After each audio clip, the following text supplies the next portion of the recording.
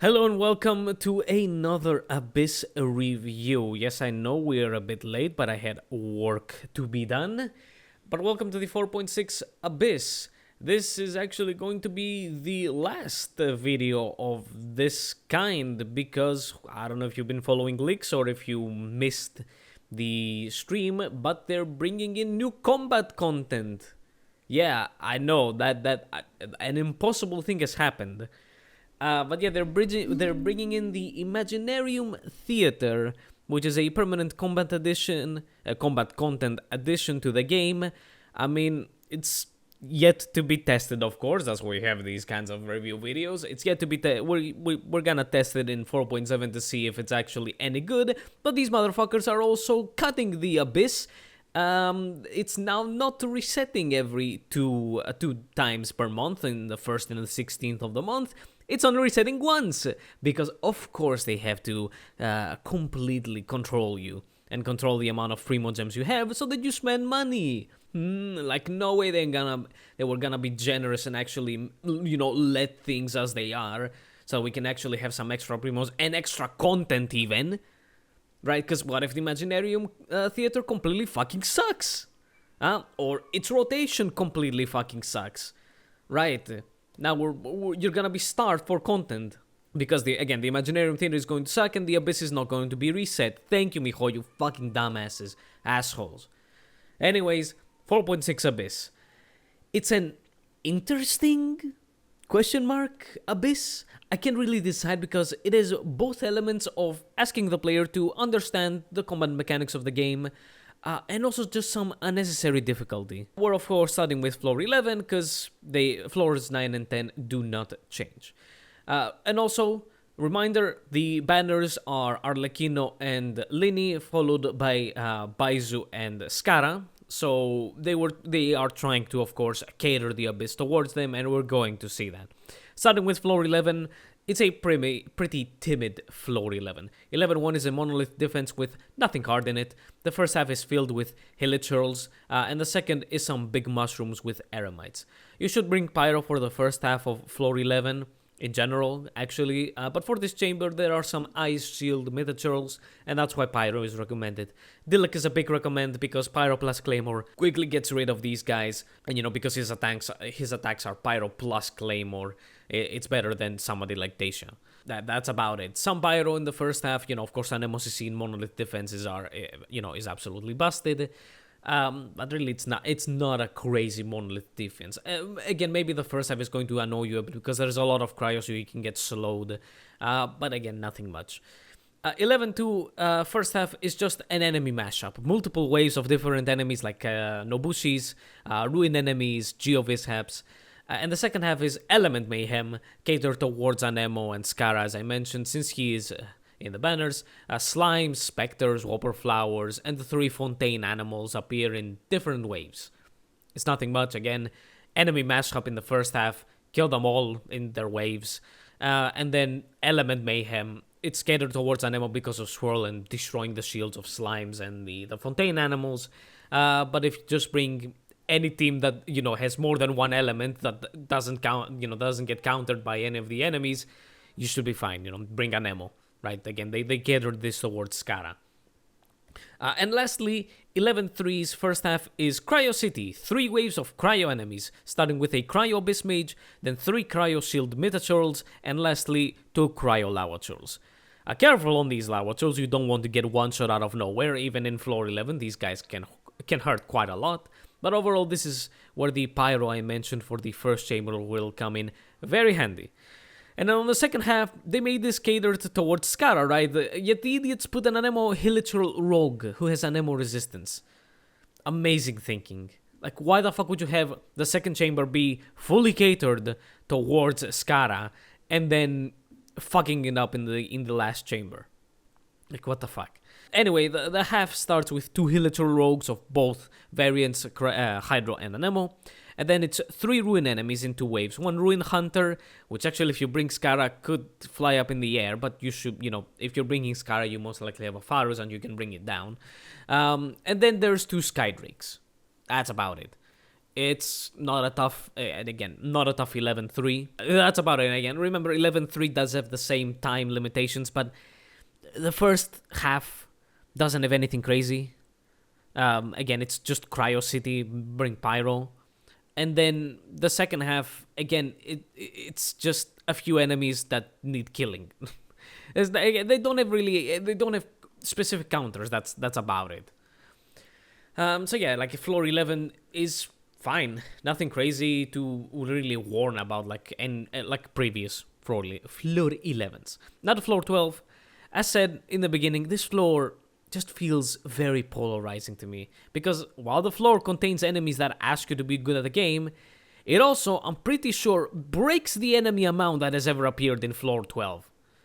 12-1 starts with Triple Kenki, a dangerous trio, but also pretty easy as well. They don't have a lot of health. The Cryo Kenki can be very annoying with the Cryo Field attack, but you should be able to tough it out. Bring a Shielder or just heal it out. Main tip is focusing the Mask Kenki. He doesn't move much, and the Anemo Kenki usually stays close to him, so you can hit them both. And sometimes the Cryo Kenki can like dash or attack towards you, so you bring him close, and it just makes your life very easy. It's Triple Kenki again. It's not that tough. The second half starts with 2 Kairagis, followed by a Mirror Maiden with the Bubble Aura and 2 Fatui Pyro Gunslingers, and lastly 2 Fatui Operatives of both variants. And immediately what I said comes into play. Triple Kenki, while dangerous, has strategies to easily beat it, but the second half has 7 enemies in 3 waves, and they are all pretty chunky. The Mirror Maiden is thick Mirror Maiden, so she's very tanky with high resistances. The Kairagis can heal, of course, if you kill one of them. And the Operatives, oh man, no matter how many times these bitches appear, they are always so annoying. They are very tanky, they have high resistances to their respective elements, and they move around like crazy. Or one of them, usually the Cryo one, goes all around the arena with her attacks, and if you chase her, the Anemo one just stays in place and just fires off long-range attacks. And depending on the team, they can get flung around and juggled in the air a lot, meaning that you, again, as I said, depending on the team, cannot hit them. And it's like, motherfucker. Again, they are so annoying. Fuck the Bond of Life mechanic. The Bond of Life mechanic is the easiest thing about these bitches, but they are so fucking tanky. And Triple Kenki, alongside with the 7 enemies that appear on the second half, you can easily just run out of time because these bitches don't die. And again, there's a Mirror Maiden with 2 Fatui Pyro Gunslingers. If the Fatui guys get up their shield, if you don't have Hydro, say goodbye to the run. Restart immediately. Right, because they are 1.0 enemies, we'll mention this again. They're 1.0 enemies, they have not tweaked them to take damage from any other source on their shield, like newer enemies, and it's like, motherfucker. But yeah, they're also, again, Fatui Pyro Gunslingers. What will they do immediately as they see you coming close to them? Jump back and immediately separate from everybody. And the Mirror Maiden teleports. So again, it's just time waster on chunky enemies with lots of waves. It's just so fucking annoying. And there again isn't some specific counter strategy, okay? Bring Kazuha or Anemo CC, right? Venti. That's fine, but again, they're still very chunky. Just bringing them close isn't enough. And also the Fatui Operatives can counter you while they're stunned sometimes. And I'm like, where they teleport on you. It's like, motherfucker, how? So yeah, like, even immediately with 11-1, you see the problem that I have with this Abyss. In 12-2 does not help either. The first half is Coppelius. The fucking Icewind suit. I prefer this one over Coppelia, but it's still one of the worst bosses. Not much here other than bring proper counters to break the shield, and remember that they do have a Cryo and Anemo resistances. That's about it. They still attack constantly, right? I mean, honestly, you don't need the shitty Pneumosia mechanic because Coppelius' shield isn't that strong, but it of course immediately ends the main thingy, right? Instead of Coppelius doing 3 shields, he doesn't do any because of the shitty Pneumosia mechanic. But again, you don't need it. Literally, a Bennett ult and one of his skills instantly breaks the shield. So yeah, like, just don't bring Cryo and Anemo because again, they have resistances. Bring something else to kill them. they catered both of the halves to the first banners for some reason, where Pyro is very, very useful on both halves because of Lini and Arlecchino. It's like, great. Anyway, second half of 12-2. Oh man. It starts with 3 Fatui agents, the Pyro agents, followed by 2 Eremite Spirit Spawners, and finishing off with 2 Abyss Electrolectors. Man, one by one, let's take them. The agents shouldn't be much of a problem. Yes, they instantly spawn into the spinny blades attack, and that can stun you and fling you around. It's very annoying, yes. And the main problem is they go invisible and the auto-targeting just shits the bed. But they are incredibly easy to stagger and bring them out of invisibility, and they're also not tanky at all. But still very annoying. Also, they spawn immediately on you, by the way, just so you know. And then the Spirit Spawners, they're not that much of a problem. But that can depend. If you can catch the spirits with your AoE attacks and abilities, then these guys will get quickly stunned, and they will also lose a good chunk of HP, as they do if they lose their spirits. And the spirits don't have that much HP. You should try to focus them, but again, the best strategy is that they're all grouped up together and you damage all of them. The problem is the chaos. You've got 4 enemies constantly attacking. The bitch with the wind is gonna do the vortex attack constantly, like sucking you towards the center. It's got the fucking bird, the crocodile, and it's just chaos all around. That's the main problem of these guys. And that's where the it depends thingy. Maybe they'll do an attack and the spirit will just the AI will just sit the pet and just get stuck somewhere between. Like the spirits would get stuck between the spawners, the spirit spawners, and then you'll just get an easy day. Or the crocodile will just fuck around to the other side of the arena, and then it's just good luck. Because I've seen both happen. But the 2 Lectors are the main issue. They spawn pretty far away from each other, and they are 2 fucking Lectors, man. They do not stop spamming attacks. I hope you like the language you've got for the voices, because you're gonna be hearing the same line again and again and again and again and again. I once had them literally, I'm not even joking, spam for, I don't know, 10 seconds plus the lightning attack, and the same voice line playing, like constantly repeating and restarting. Was incredibly funny, but also fantastically annoying. And they are Electro, by the way, which means if they hit you, they drain your energy, and their shields are very chunky. I don't have a de facto strategy against these guys. The multiple waves mean that there isn't that much time left usually to kill the 2 Lectors, genuinely. Like, at most a minute? Like, the agent wave was not needed at all. But they knew very well how to annoy players by putting them in this chamber. Same with the spirit spawners, right? Immediately start spawning, right? The Eremites spawn, immediately start spawning their spirits. They have high resistances now, all good, great, right? Just time wasters fully. And then the Fatui agents, as I said, go invisible, then auto-targeting just doesn't work. And it's like, again, it's just a time waster. We're leaving you no time to kill the bastards, the Lectors. Main strategies, bring them close. I guess an MOCC or pushing them with abilities and attacks is the main way to shave off time. And bring characters that apply elements like crazy, but that isn't really a strategy. It's just like, do you like these characters and have them built? And you have a specific, like you have proper teams with them? That's good, but like, not everybody can do that, right?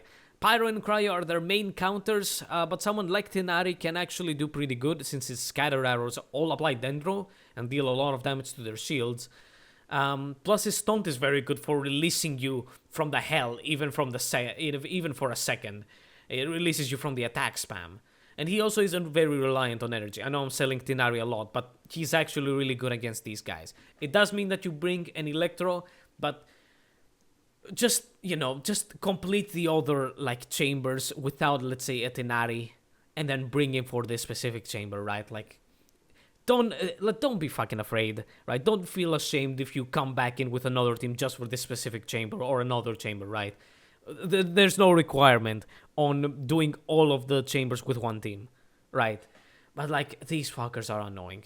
And Ayaka can be really good, actually. The classic like combo of Kazuha and Bennett to easily apply Pyro, right, on Kazuha's Salt is also really, really good.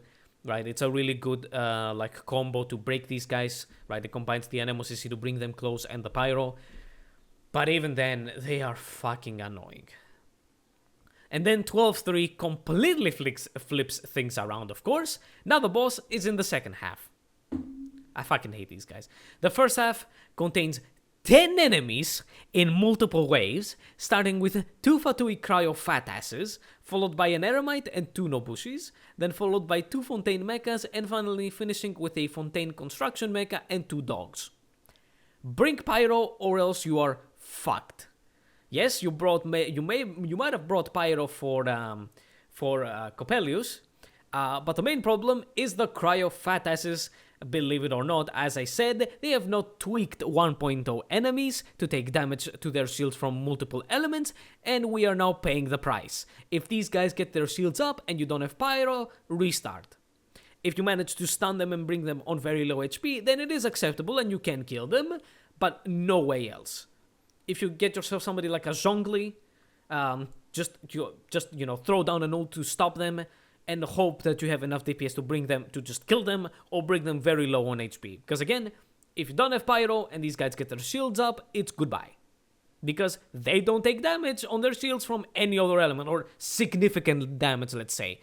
I can bring Electro to Coppelius and kill them with like 4 or 5 hits instead of 2 with Pyro, but not these fuckers. Because they have not gone to the trouble of tweaking the enemies that they had at the start of the game. Fuck these. Fuck you, Miho, you lazy assholes. And yeah, that's it. After that, it's just good luck killing all of the other enemies. They don't have any strategies that hard counter them. They're just damage sponges. And the second half has the Baptist, who honestly is much easier than the Lectors, but I'm also pretty sure they gave this guy a new move, because the asshole can teleport now.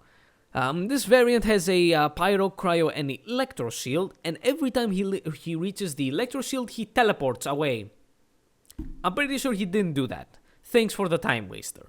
Just bring a team with elements that counter the shields. It's as simple as that. I mean, of course, if you bring, Pyro, if you bring, let's say, a Vape team, like a Huta or a Diluc or something, right, it's still gonna work. Right, Diluc is gonna work on the Cryo and Electro Shield, and then your Hydro character is gonna work with the Pyro Shield, right? Like, you get the idea. I don't think I need to seriously explain how to counter the Baptist.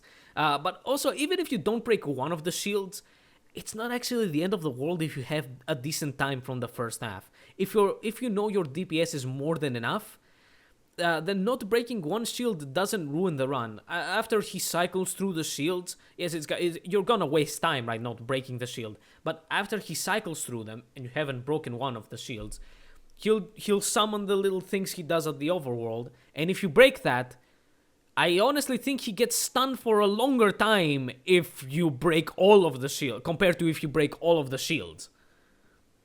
So, I don't know. Like, yeah, if you break all of the shields, I genuinely feel he gets up really quickly compared to not breaking at least one of them and breaking the little thing he summons. I don't know. It might just be a placebo effect, but yeah. He actually does get up really quickly. You just need a lot of DPS in between, and yes, I mean, not that much. You actually need less elemental application than the Lectors. This guy has weaker shields than them. So, yeah, like as I said, I feel the Baptist is easier. But please don't forget that fucking teleport. Because if you throw down some sort of ability to break the Electro Shield, you're gonna miss, because the fucker is invulnerable as he's going away. Why the fuck? I swear, I've never seen this guy teleport. And that concludes the 4.6 Abyss. It's an absolute roller coaster, because one half, everything is good, you've got your counters, all is good, the enemies are decently easy to beat, and then in the second half, they're like, here are 10 enemies in 50 waves, good luck. What the fuck, man? Like, again, it feels like you have enemies that have their counters, and people bringing the correct units will do well, right? And that's, triple Genki is usually, triple Genki, bring the correct stuff to protect yourself, and, again, play with a strategy of focusing one of them to bring them all close. Coppelius with Pyro, and Electro, and then the Baptist with his elements. But then they're like, here's 7 enemies in the second chamber, but there's also Lectors. And it's like, or here's 10 enemies in the first half and 12-3, and then also kill the fucker, the Baptist. It's like, why? Oh yeah, because we don't have a good combat designer. Like, that's about it. And we're gonna mention this actually in the version review, because we actually we had 2 combat events. We're gonna mention the fucker combat designer there, because he sucks at his job. I legit think we all know that Genshin just, we're almost there. We're at Netland. We're like 5 out of 7 nations there, and have we had any enemies that I actually liked fighting? Have you seen any enemies from Sumeru and onwards that were fun to fight because they had good counters or whatever? I mean, I don't remember them. I don't remember if we had any. Thank fuck we have some competition with better combat, one would say, though. Yes, we're gonna mention this in the version review. You know what's coming up. Hopefully it puts some pressure, but it's all, again, the game is like 5 out of 7 nations done. What is competition gonna do now? Right. Anyway, I know, I got very sidetracked, but Spiral Abyss is combat related, and the competition is also very combat related. Combat focused, so it's a proper thing to mention this. And no, I'm not purposely not saying Wuthering Waves, just saying. I just wanted to say it like that. Anyways, 4.6 Abyss, kinda meh. And ladies and gentlemen, we're not seeing the Abyss resetting as we did before. Son of a bitch. Let's hope the Imaginarium Theater is actually something decent, else they fucked up quite a lot. I mean, from leaks that I have seen, the Imaginarium Theater is easier than the Abyss, but also more annoying than the Abyss because it has like very specific like character restrictions. We'll see them in the next patch, but yeah, from now onwards, it's gonna be the Spiral Abyss and Imaginarium Theater reviews. I'll see you in that then. Goodbye.